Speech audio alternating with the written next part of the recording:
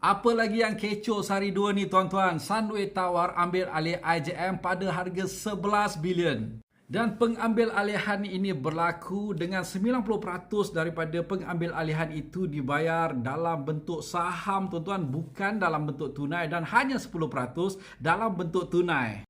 Lebih membimbangkan lagi tuan-tuan, IJM ini adalah milik syarikat yang besar-besar yang menjaga kepentingan Bumiputera dan rakyat Malaysia tuan-tuan. Sebagai contoh, IJM dimiliki oleh 18.43% KWSP, 14.55% PNB, 9.6% KWAP tuan-tuan, dan amanah saham Bumiputera 5.25%, selain daripada urus harta jemaah ataupun tabung haji 2.84%. Dan sekiranya nilai syarikat 11 bilion, 50% daripadanya dimiliki oleh equity berkaitan dengan Bumiputera.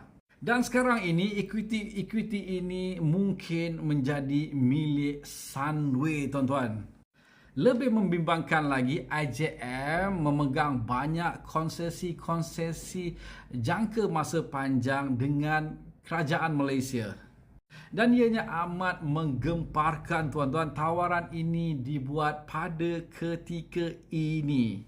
Dan kita tahu dalam pemilikan sesebuah syarikat, willing seller, willing buyer tuan-tuan. Kalaulah ahli lembaga pengarah IJM nak jual, dan dorang boleh saja jual sekiranya mesyuarat ahli lembaga pengarah itu bersetuju.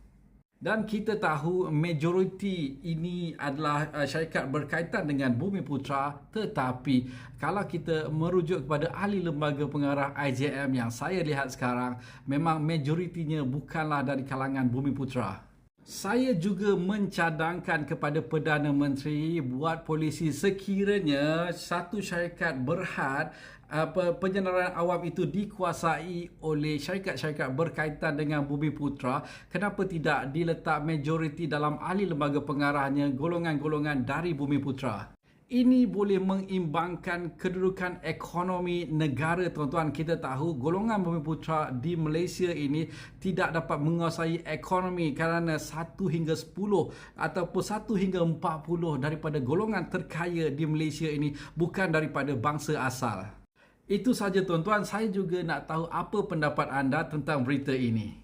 Laporan My Pocket anda untuk mengetahui anggaran kebolehdanaan anda untuk membeli rumah, kereta, dana pribadi dan dana perniagaan, dan kami turut akan memberi anda konsultasi berdasarkan laporan SeaCris dan laporan pelapor kredit anda.